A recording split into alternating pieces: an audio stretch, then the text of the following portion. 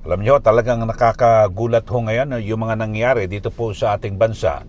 Lalo na ho dito sa, eto mukhang talagang uubusin ho yung mga senador diyan po sa Senado na kung saan ay hindi po kaalyado ng administrasyon. At sa pagkakataong ito pong si Senator Loren Legarda at yung kanyang anak na si Batangas 1st District Congressman Leandro Lebiste ay plunder ho at graft ang kanilang kakaharaping kaso. Kaugnay raw po ito ng multi-billion peso solar energy projects. Yan po inanunsyo ni Ombudsman Boyeng Rimulya. At na kung saan ay itong kasong ito ay papasok na raw po ito sa preliminary investigation at para malaman kung yung mga ebidensya ay sapat para madala po sa korte. So dito ho mga kababayan ay uhulaan ko ito mga kababayan. Baka maunahan pa ito yung kaso laban po kay dating Speaker Martin Romualdez na inanunsyo ni Pangulong Marcos Jr. Abangan natin kung maunahan pa ho ito mga kababayan. Pero dito ho ay sabi ho, ito pong sina Senator Loren Legarda at Congressman Leandro Lebiste at dating Energy Secretary Alfonso Cusi, sinasabi may mga ito sa detalye yung aligasyon ho rito ay di umano ay nagsabwatan para makakuha ng exclusive government rights at solar energy contracts. At yun ho parang lumikha raw po ng virtual monopoly and locking out sa iba pang mga investors. So yun po ang binabanggit ho rito. At ito raw po ang mga bataso na sabi ho ni Ombudsman Boyeng Rimulya malinaw na malinaw raw ho mga kababayan paglabag po sa Anti-Graft and Corrupt Practices Act, yung Code of Conduct and Ethical Standards for Public Officials at Employees, at yung plunder law. Ito na naman ho mga kababayan. Kung plunder law, alam nyo ho, ang dami kong kinausap ng mga abogado. Plunder ba yon? Parang lumabag sa prangkisa ako naman. Kasi yung pagkakakuha po ng prangkisa, sabi natin, nitong yung anak ko ni Senator Loren Legarda, inaprubahan po ito ng Congress At kapag ganyan, kasi may mga gano'n, halimbawa, nakakuha ka ng prangkisa pero sabi natin ay hindi ka nakatugon sa iyong mga, kasi may mga condition ho dyan 'di ba, sa prangkisa. Parang kumuha ka ng prangkisa, halimbawa sa radio, television, pag lumabag ka sa mga panuntunan, ay ang gagawin ho, babawiin ho yung prangkisa. Ganyan po yung nangyayari. Pero ito sa pagkakataong ito, may plunder ho. Kung sa bagay, hindi naman na imposible na makasuhan ng plunder itong mag-ina dahil sa, di ba, yung kay Senator Rodante Marcoleta nga humako ba yun Biro mo, yung may yung pera na involved ay galing sa pribadong individual. Tapos yung nag-donate ho, mga kababayan, ay nakasuhan din ng plunder. Siguro kung talagang pinakamahigpit na ho na talagang bubutasan mo, pwedeng bribery lang ho di ba? Pero plunder, kasi bakit pag plunder? Kasi kulong ka agad at walang piyansa. Ganito rin ang gagawin ho rito sa mag-ina kay Senator Loren Legarda at kay Congressman Leandro Lebiste. So mga kababayan, ito pakinggan nyo ho ito hong pahayag ni Ombudsman Boyeng Rimulya. At sinasabi niya ipapasok na raw po ito sa yung susunod na hakbang ay para po sa preliminary investigation. Ito, panoorin niyo ho mga kababayan itong paliwanag ni Ombudsman Boyeng Rimulya. Ito panoorin niyo ho.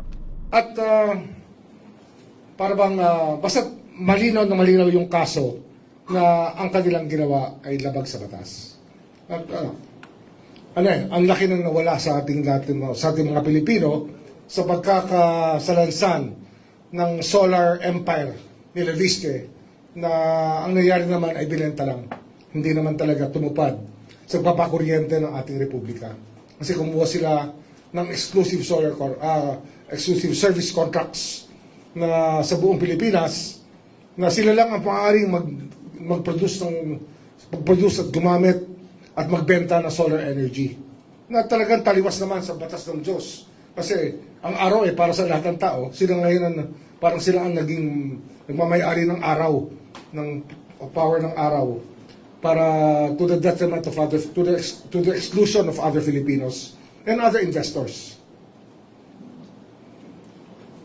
Sir, kay Lauren, na involvement paano?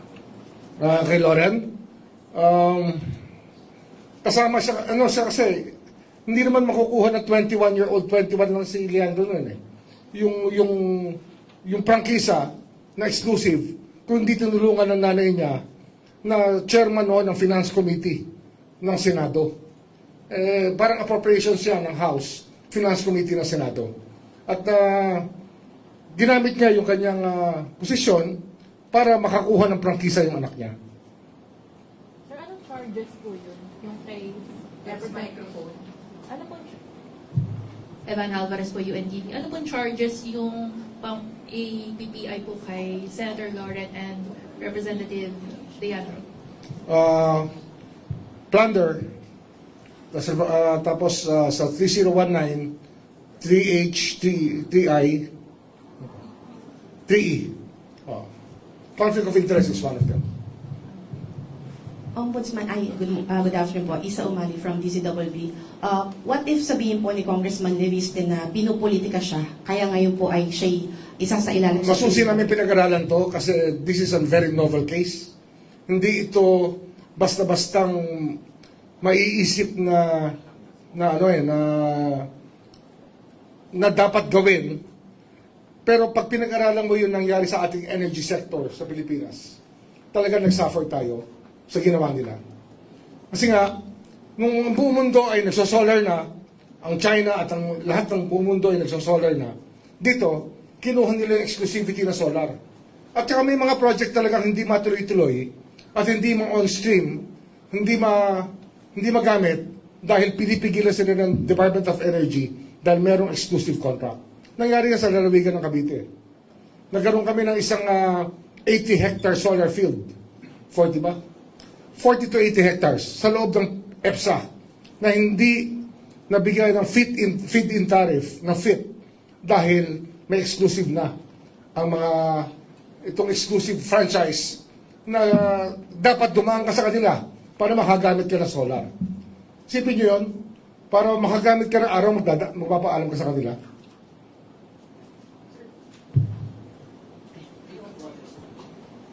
Ombudsman, meron po tayong timeline for the filing of cases po. Thank you. Ito na. Napirmahan ko na yung information. Yung 4PI, hindi information, sorry. Napirmahan ko na yung charge sheet para sa PI. At di ba meron tayong mga ghost projects na ditira. Dito, ghost electricity. Pangako nila magpo-produce sila ng kuryente. Pangako nila sa Philippine Energy Plan, nakalimbag itong dapat production na gagawin ng solar. Pero hindi nila ginawa. Binenta lang, kumita lang ng pera, pero hindi nila ginawa.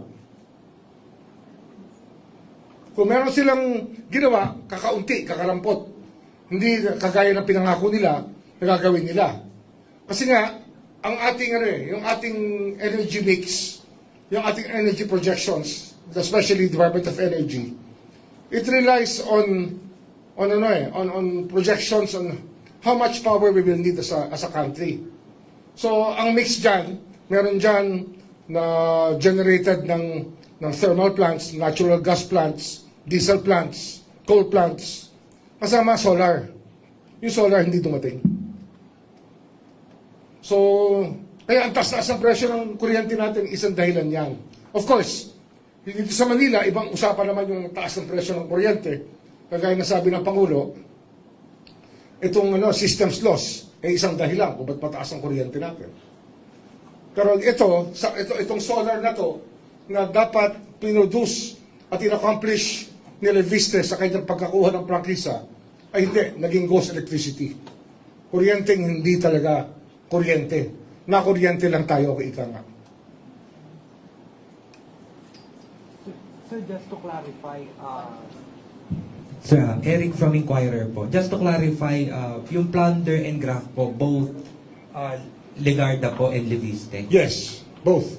Both. Then, sir, may amount po ba tayo? How much amount yung involved dun po sa mga content? 10 billion. 10 billion. Thank you po. 10 billion. Pero bukod pa yan sa projected na damage talaga sa atin. Hindi, yung 10 billion, yun lang yung sa contract lang yan no? Pero yung nawala sa atin ay hundreds of billions sa ating mga Pilipino.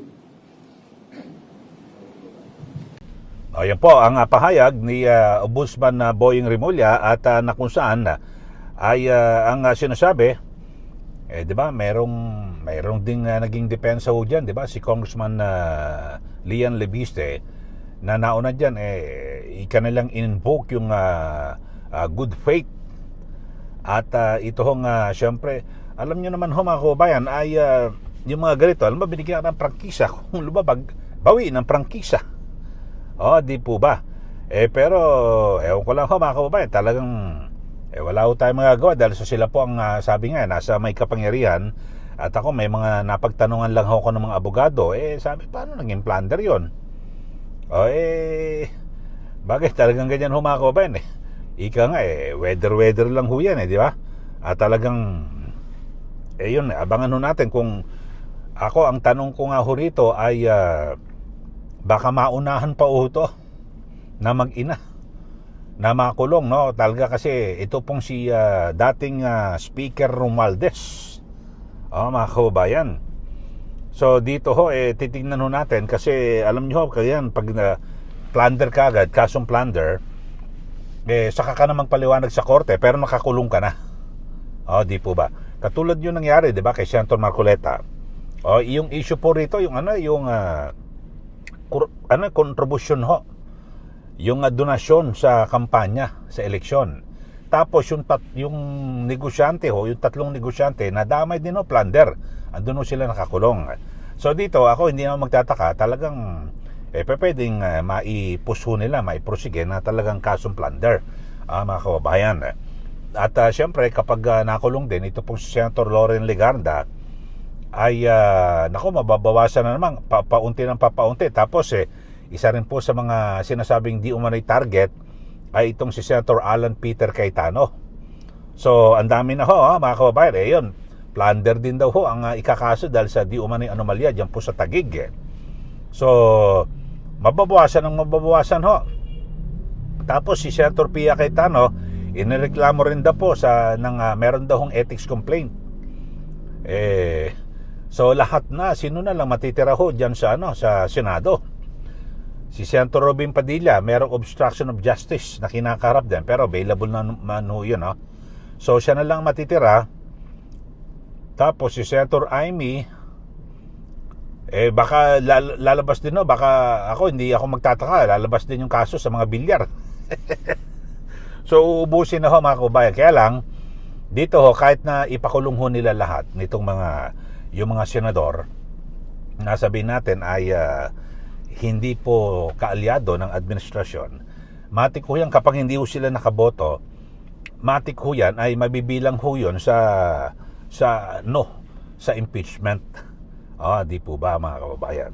So dito ho kayo, ano masasabi nyo rito mga kababayan? Kasi ako ho, talagang gulat na gulat ho ako sa mga nangyari dito po sa ating pamahalaan, sa ating gobyerno, sa ating justice system.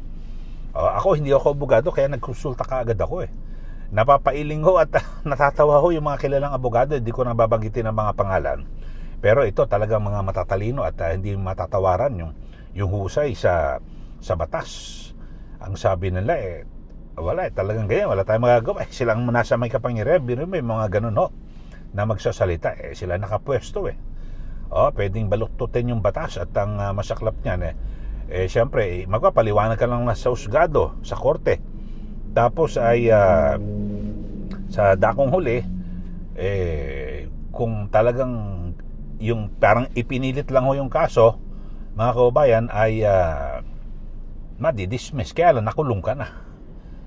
Halimbawa senador ka, merong importanteng aktibidad o pinag-uusapan doon, katulad ho itong sa impeachment trial, na bagamat kahit na hindi ka makaboto, wala ka doon, maibibilang nun sa hindi ka bumoto, no, bumoto ka ng laban sa impeachment trial, di po ba?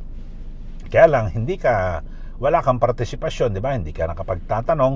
Kasi alam naman ho natin, diyan sa paglilitis na yan, may mga puntos ho yung mga pagtatanong na kung saan ay yung mga pagtatanong na parang may kasamang paninira.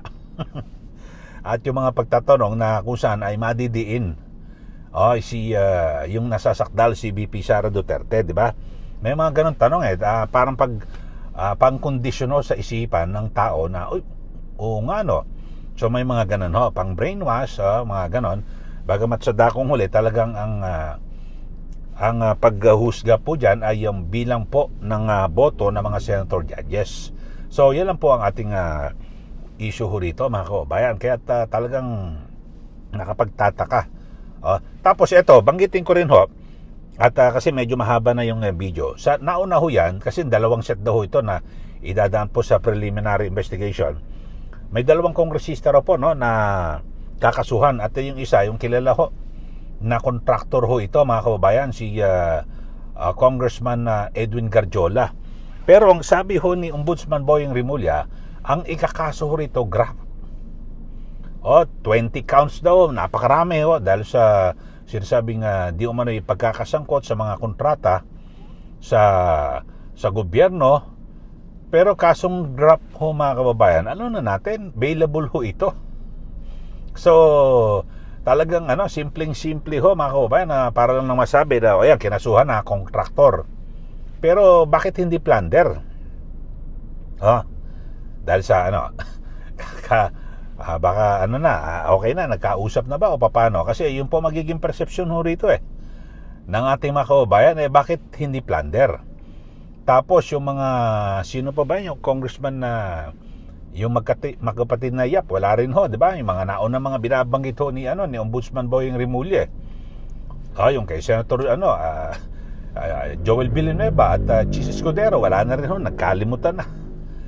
Mga kababayan, kaya may sinasabi nga ho itong si Congressman Egay Irice na sa kanyang paniniwala, ito pong si Ombudsman Boyeng Rimulya ay in-appoint para magprotekta di umano kay Pangulong Marcos Jr. So yun pong sinasabi niya. At kaya naman yung ating mga kababayan na nagmamasid ho, talagang ganun na rin po ang nagiging perception. Di po ba? Kasi pag titimbangin mo, mas marami ngayon yung mga nasa hindi kaalyado ng administrasyon, yung nakakasuhan nun na mabibigat ho na kaso, di ba? At ang pinakamatindi ho dyan yung plunder. So dito ho, mga kababayan, para talagang ang paniniwala ng lahat para talagang naaubuso ho, di po ba? Ito hong kasong plunder, basta kakasuhan ka kasi wala kang kawala, kulong ka, so nagdudusa ka na. At kung ano man yung mga ginagawa mo, hindi mo na muna magagawa dahil ikaw ay nasa loob ng bilangguan. So yun po ang masakla po, mga kababayan. Kaya alam mo, sa mga pangyayaring ho ito, talagang ewan ko lang ho, lalo ho nagkakawatak-watak ho ang mga Pilipino. At ito'y sa gitna ho ng patuloy na kahirapan na dinadanas po nating lahat, di po ba? At di ba, para ewan ko kung matatabunan ba rito yung kahirapan nating lahat, yung kagutuman, at higit po sa lahat yung matindi ho na, di ba, na paulat na grabe ho yung pangungutang ho ng ating gobyerno. Nasa 19.07 trillion pesos na po ang utang. At ngayon lang ho yung mula January hanggang June 2026, ngayong taon lang ho ito, nasa 1.4 trillion pesos na po ang nautang. Ang budget ho natin ngayong taon 2026 ay 6.7 trillion mahigit yung budget. So nakautang na ho ng kalahating taon pa lang ng 1.4 trillion pesos. So may kalahating taon pa ho mula July hanggang December, mga 1 trillion ulit yan. So tapos next year yung panukala ho na budget ay nasa 7.2 trillion pesos. So ang laki ho. Samantalang dito nga sa 6.7 trillion ho, nagkautang-utang na ho tayo, baka umabot ho ng 2 trilyon ng utang, tapos next year, tinaasan pa ho yung budget ho natin, na dapat ho, kung magkano lang, dapat ang gawin ho, sana, ito ho tanong sa mga sa mga ahensya ng gobyerno, ba, BIR, Bureau of Customs, o magkano bang kaya niyong kolektahin na buwis? O ito lang ho, Mr. President, hanggang 6 billion lang kami. O lahat-lahat, pati lahat ng mga ahensya, o 6 billion, o sige, 6 billion lang ating budget. Dapat ganun ho. Para wag na ho muna tayo mangutang. Kaya lang, ito masaklap ho mga kababayan. Bahala na yung mga susunod na administrasyon. Basta utang tayo ng utang ngayon. Yung po masaklap, di po ba? Dapat ho sana magkaroon po ng batas na kung saan ay meron pong limitasyon, nililimitahan yung pag-uutang ng isang bawat administrasyon, di ba? Hanggang halimbawa, hanggang 6 na trillion ka lang Pag lumagpas hindi na pa pwede. So hanggang 6 trillion ka lang kada taon at least, di ba? 6 years. O tama na. Ngayon mahigit sa 7 trillion na hong inuutang mula nung maupo si Pangulong Marcos Jr., di po ba? Ngayon 4 na taon pa lang ho, mag 7 trillion na mahigit. Bago matapos po yung kanyang termino, nako, baka maging 10 trillion ho at aabuton ng mahigit 20 trillion ang utang ng Pilipinas. Okay, so sa pangalahatan mga kababayan, ito pinag-usapan natin yung kaso ho, plunder ho ang ikakaso ho rito kay Senator Loren Legarda at sa kanyang anak na si Congressman Leandro Legarda Lebiste. Ano ho masasabi nyo ho rito mga kababayan? Baka maunahan pa itong si dating Speaker Romualdez, tapos yung contractor di umano, yung Edwin Garjola, grab lang ho, bailable ang kanilang ikakaso. Sige, magbigay na po kayo ng comment dito po sa ating channel at ano po ang inyong nasa loob at yung pong kalooban dito po sa mga nangyayari dito po sa ating gobyerno, sa ating bansa. Okay, sa mga bago lang po ay subscribe na po kayo at huwag niyo pong kalimutan na i-like at i-share ito pong ating channel at para kayo po laging updated. At siyempre sundan niyo rin po yung aking Facebook account, yung aking page ka Eli Saludar at yung isa ko pang account na Eli Saludar. Maraming salamat. Muli, ito po si Ka Eli. Magandang araw po sa ating lahat.